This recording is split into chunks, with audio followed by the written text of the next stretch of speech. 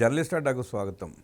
నమస్కారం. 64 కోట్ల రూపాయల లావాదేవీల వ్యవహారంలో ఈడీ చెవిరెడ్డి మోహిత్ రెడ్డిని ప్రశ్నిస్తే లోపల ఏం చెప్పాడో తెలియదు కానీ బయటకు వచ్చి అదంతా మా కష్టార్జితం అంటూ ప్రెస్ మీట్ చెప్పాడు. చెమటోడ్చి సంపాదించిన డబ్బుతోనే మేము ఆస్తులు కూడబెట్టుకున్నామంటూ ఆయన చెప్పిన వైనం మీద విశ్లేషించడానికి మనతో పాటు ఉన్నారు సీనియర్ జర్నలిస్ట్ డివి శ్రీనివాస్ గారు. వారిని మరిన్ని విశేషాలు తీసుకుందాం. సార్ నమస్తే. నమస్తే. ఈడీకి ఏం సమాధానం చెప్పాడో తెలియదు కానీ బయటకు వచ్చి అదంతా మా స్వార్జితం చెమటోడ్చి సంపాదించిన డబ్బు అంటున్నాడు మోహిత్ రెడ్డి. నిజంగానే అంత కష్టపడి సంపాదించారంటారు వీళ్ళు? అంటే 2 ఏళ్లలో 400 ఎకరాలు కొన్నారు. చెమటోడ్చి కష్టపడి 2 ఏళ్లలో 8 కంపెనీలు పెట్టారు. 1000 కోట్లు మనీ లాండరింగ్ చేశారు. ఇదంతా కూడా కేవలం 2 ఏళ్లలో, అంటే 2021 నుంచి 23 దాకా. ఇప్పుడు ఇవాళ డ్రిల్లింగ్, నిన్న వాళ్ళని పిలిపించారు. మేడం లక్ష్మీకాంతమ్మ, చెవిరెడ్డి మిస్సెస్ని, లేకపోతే హర్షిత్ రెడ్డి, మోహిత్ రెడ్డి, ముగ్గురిని కూడా డ్రిల్లింగ్. ఏమని 64 కోట్లు భూములు ఎలా కొన్నారు 2 ఏళ్లలో వాళ్ళు అడుగుతాం. దాన్ని 8 కోట్లే వైట్ ఎందుకు చూపించారు? మిగతా 56 కోట్లు ఎటు మళ్ళించు? అంటే బ్లాక్ని ఎలా వైట్ చేసుకున్నారు? ఫలానా సిఎంఆర్ ఇన్ఫ్రా, లేకపోతే కేవీఎస్ ఇన్ఫ్రా, కళ్యాణ వెంకటేశ్వర స్వామి, లేకపోతే ఇదేంటి చెవిరెడ్డి మున్రెడ్డి రోసమ్మ కంపెనీ. అంటే ఇప్పుడు చెవిరెడ్డి భాస్కర్ రెడ్డి జగన్ అడ్డం పెట్టుకుని కేవలం ఈ మద్యం ఎట్లా ఈ డొల్ల కంపెనీల్లోకి మార్చాడు, ఎలా ల్యాండ్ మాఫియా చేశాడు. ఇక్కడ 2 మాఫియాలు, ఇక్కడ అటు ల్యాండ్ మాఫియా, ఇటు లిక్కర్ మాఫియా. నీకు వచ్చేసరికి స్పష్టంగా ఏంటి ఇవాళ లక్ష్మీకాంతం ఏం చెప్పింది, హర్షిత్ రెడ్డి ఏం చెప్పాడు, మోహిత్ రెడ్డి బయటకు వచ్చి మీరు చెప్పారు ఏమని, ప్రతి పైసా మా కష్టార్జితం అన్నాడు. మీ కష్టార్జితం ప్రతి పైసా జగన్ సీఎంగా ఉన్నప్పుడేనా? అంతకుముందు చెవిరెడ్డి కుటుంబం యొక్క ఆస్తులు ఏంటి? తనే చెప్పాడు, మేము చితికిపోయిన కుటుంబం, మా నాన్న దీనికే బలయ్యాడు, మా తమ్ముడు లిక్కర్కే బలయ్యాడు, తాగుడుకు బలయ్యాడు కాబట్టి నేను తాగుడు మీద నేను రూపాయి ఆశిస్తానా అంటూ ఏదో పెద్ద ఇది చెప్పాడు. అసలు తల గోడకేసి కొట్టుకున్నాడు. జగన్మోహన్ రెడ్డి మీద పాటలు రాశాడు. మామూలుగా సినిమా కాదు కదా, ఏడ్చాడు, కన్నీళ్లు పెట్టుకున్నాడు. ఏదో ఏది మా ఉసురు తగులుద్దని శాపాలు పెట్టాడు. అంటే పిల్లి శాపాలకి ఉట్టి దిగేమి కింద పడదు, ఉట్టి కాదులే సిట్టు. ఇవాళ మనం చూసినట్లయితే అసలు మొత్తం అక్కడ 263 ఎకరాలు కొన్నాడు. తిరుపతి ప్రాంతంలో, తిరుపతి జిల్లా వెందూడు. 263 ఎకరాలకి రైతుకి ఎంతో తెలుసా దక్కింది? 2,63,00,000. అంటే ఎకరా 10 లక్షల రూపాయలు చెప్పి 10,000. ఎకరా 10,000. అంటే చెవిరెడ్డి అడిగితే ఏ రైతైనా సరే 10,000కి అమ్మాల్సిందే. గొంతు మీద కత్తి పెడతారా? అంటే ఇప్పుడు అసలు ఆంధ్రప్రదేశ్లో కాదు, ఎక్కడైనా సరే ఎకరం 10,000కి ఇచ్చేవాళ్ళు ఉన్నారా? ఇప్పుడు ప్రజెంట్ అంటే రైతుకి 2,63,00,000. ఆ 263 ఎకరాలు ఇతను ఏం చేశాడు? చెవిరెడ్డి 20 రోజుల్లో అరవిందోకి అమ్మాడు. అంటే శరత్ చంద్రారెడ్డి కమిషన్గా ఆయన ఏం చేశాడు? ఆ పెద్ద మనిషి ఈయనకి 13 కోట్లు ఇచ్చాడు, చెవిరెడ్డి భాస్కర్ రెడ్డికి. ఆయన ఆ 263 ఎకరాలు తాకట్టు పెట్టాడా? బ్యాంకులో పెడతారుగా, మనకు తెలిసిందేగా. వాళ్ళకి అలవాటే కాదు. గాలి జనార్దన్ రెడ్డి అయినా, లేకపోతే శరత్ చంద్రారెడ్డి అయినా, లేకపోతే శ్యాంప్రసాద్ రెడ్డి అయినా, అన్ని పనులు ఇయ్యేగా వాళ్ళు చేసింది. అప్పట్లో హిందూ ప్రాజెక్ట్స్ దగ్గర నుంచి ఎంత తెచ్చుకున్నాడు లోన్ అరవిందో. ఆయన ముందు అసలు దాని మీద దృష్టి పెట్టండి. సిట్టు కేవలం చెవిరెడ్డినే పట్టుకుంటే అట్ట. దీనివల్ల శరత్ చంద్రారెడ్డికి ఎంత బెనిఫిట్ కలిగింది అది కూడా చూడాలి కదా. రైతు నష్టపోయాడు దీనివల్ల. మధ్యలో చెవిరెడ్డి బాగుపడ్డాడు. ఈ వచ్చిన 13 కోట్లతో ఏం చేశాడో తెలుసా? తిరుచానూరులో మళ్ళీ అక్కడ పొలాలు కొన్నాడు. 34 కోట్లు అంట. దాని విలువ 34 కోట్లు అయితే పాపం అమ్మినాళ్ళకి ఇచ్చింది ఎంతో తెలుసా? 3 కోట్లు. మళ్ళీ అక్కడ 10,000. 3 కోట్లు కాదు, చివరికి అసలు వాళ్ళకి ఇచ్చిన చెక్ ఎంతో తెలుసా? 24 లక్షలు. అంటే 24 లక్షల చెక్ ఇచ్చి 33,76,00,000 వైట్ చేసుకున్నారు. అంటే బ్లాక్ ఎంత వైట్ అయింది ఇక్కడే. ఎక్కడ అటు లిక్కర్ సొమ్ము మొత్తం ఏ విధంగా వీళ్ళు వైట్ చేసుకున్నారు. బంగారం కొన్నారన్నారు, భూములు కొన్నారన్నారు, సినిమాల్లో పెట్టారన్నారు, రియల్ ఎస్టేట్ చేశారన్నారు, హాస్పిటల్స్లో పెట్టారన్నారు.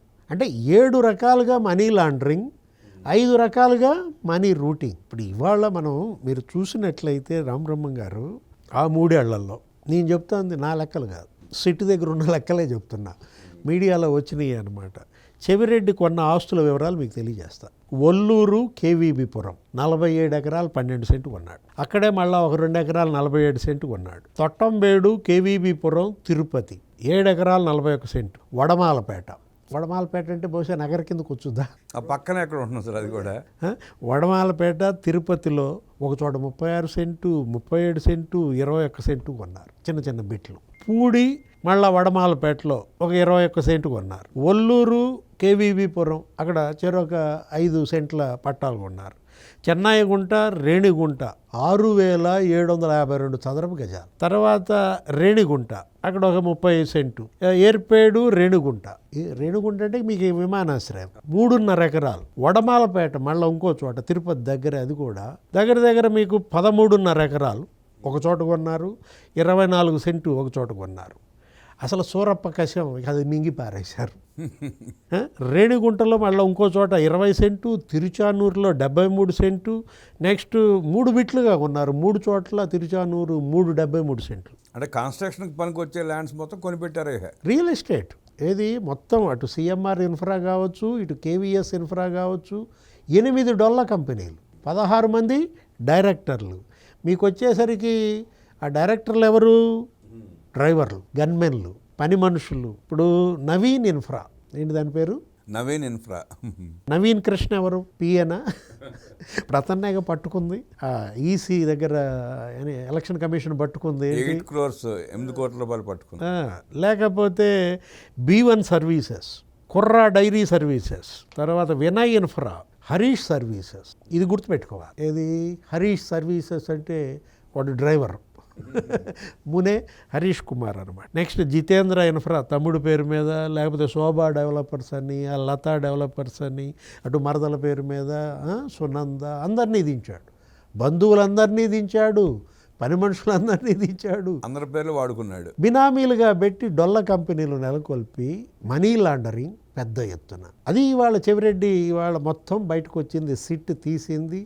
అసలు ఏంటంటే ఈ చెవిరెడ్డి కొడుకులకి సజ్జల కొడుక్కి ఉన్న చీకటి సంబంధాలు, సజ్జల భార్గవరెడ్డి, లేకపోతే ఈ చెవిరెడ్డి కొడుకులకి ఆ రెడ్ శాండల్ స్మగ్లర్ పోటీ చేశాడు వైసీపీ తరఫున, విజయ భాస్కర్ రెడ్డి, విజయానంద రెడ్డి కొడుకులు, వాళ్ళకు ఉన్నటువంటి సంబంధాలు, డికార్ట్ లాజిస్టిక్స్ వాళ్ళతో ఉన్న సంబంధాలు, నిఖిలానంద లాజిస్టిక్స్. అంటే ఎన్ని చీకటి సంబంధాలు, ఏ విధంగా అసలు తిమ్మిని బిమ్మిని చేశారు.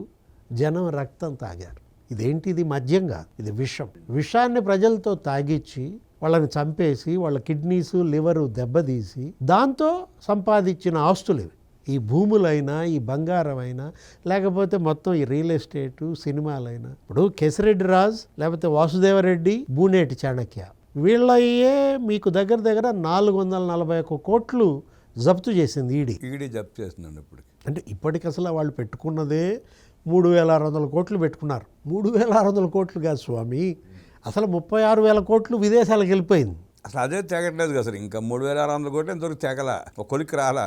దాన్నే బీజేపీ ఒక కార్యక్రమం తీసుకుంది. ఇప్పుడు 3,600 కోట్లు అన్నారు కదా, మరి జప్తు అంతే చేయాలిగా.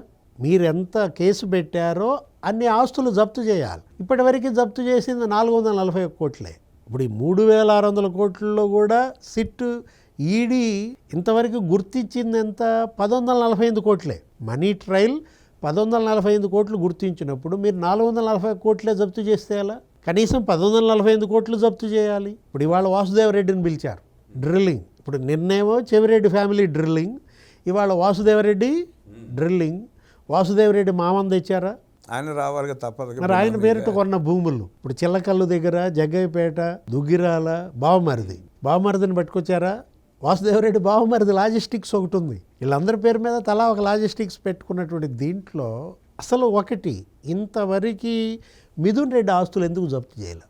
యాక్చువల్గా మనీ ట్రయల్ దొరికాడు అతన్నే ఒక 60 రోజులు జైల్లో పెట్టారు, బెయిల్పై వదిలారు. అంటే ఎంపీ అని చెప్పి వదిలేశారేమో సార్. ఇప్పుడు పెద్దిరెడ్డి రామచంద్రారెడ్డి ఇప్పుడు ఆ పిఎల్ఆర్ కన్స్ట్రక్షన్స్లోకి 5 కోట్లు పడింది అన్నారు. ఇతనేమంటాడు ఆ TV9కి ఇచ్చిన ఇంటర్వ్యూలో, మళ్ళీ వెనక్కి ఇచ్చేసామంటున్నాడు. నువ్వు వెనక్కి ఇచ్చింది ఎంత? అసలు నువ్వు తీసుకున్నది ఎంత? ఇవాళ మిథున్ రెడ్డి ఆస్తులు ఎందుకు జప్తు చేయలేదు? తాడేపల్లి తలుపెప్పుడు కొడతారు అంటే దడదడలాడుతోందా? అంటే ఇవాళ ఈడీ స్పీడ్ అయింది. నిన్న చెవిరెడ్డి డ్రిల్లింగ్, ఇవాళ వాసుదేవరెడ్డి డ్రిల్లింగ్, రేపు మిథున్ రెడ్డి డ్రిల్లింగా. సరే, ఇక్కడ తండ్రుల పాత్రే కాకుండా సజ్జల రామకృష్ణారెడ్డి, వైవి సుబ్బారెడ్డి, బొమ్మన కరుణాకర్ రెడ్డి, చెవిరెడ్డి భాస్కర్ రెడ్డి, పెద్దిరెడ్డి రామచంద్రారెడ్డి, వీళ్ళందరూ కొడుకులు కూడా ఇలా ఇన్వాల్వ్ అయిపోయి ఈ అక్రమాలు చేసుకుంటా, నేరాలు ఘోరాలు చేసుకుంటా, అంటే తండ్రులకు మించిన కొడుకులుగా నిరూపించుకుందాం అనుకుంటారు ఏంటి సార్ వీళ్ళంతా?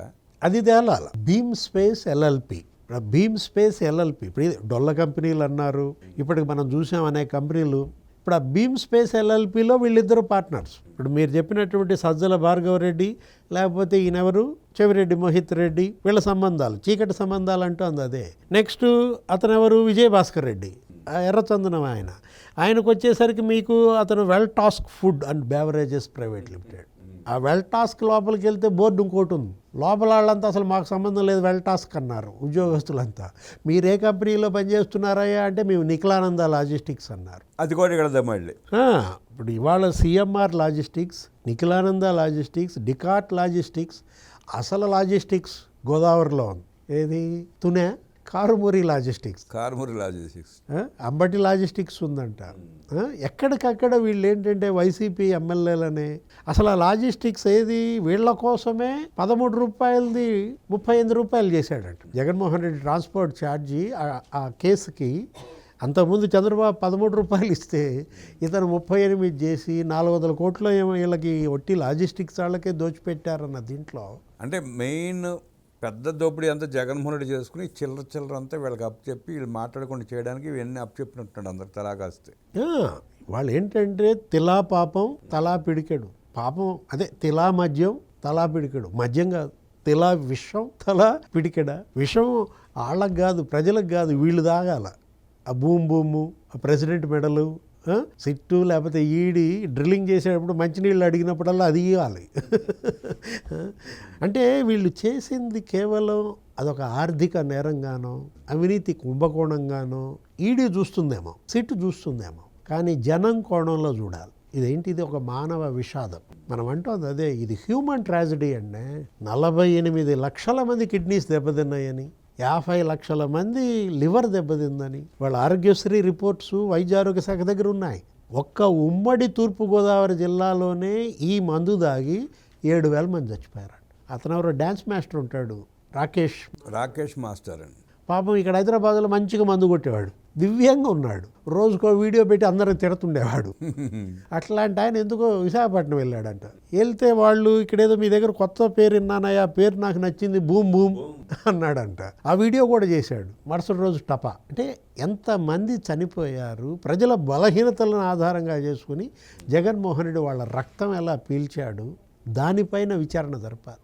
ఏ శిక్ష విధించాలి? ఉరిశిక్ష వేయాలి సార్ వాళ్ళకి. దేవుడి శిక్ష తప్పదు. ఇది ఏ కోర్టు అయినా మీరు తప్పించుకోగలరు, ఏ దర్యాప్తు సంస్థనైనా మభ్యపెట్టగలరు, కానీ ఇవాళ దేవుడి కోర్టు అనేది ఒకటి ఉంటుంది. వేల మంది ప్రాణాలు తీసి లక్షల మంది కడుపు కొట్టి లక్షలాది ప్రాణాలతో చెలగాటమాడిన జగన్మోహన్ రెడ్డి ముఠాకి ఉరిశిక్ష సరైన శిక్ష అంటూ విశ్లేషించిన డివి శ్రీనివాస్ గారికి ధన్యవాదాలు తెలియజేస్తూ నమస్కారం.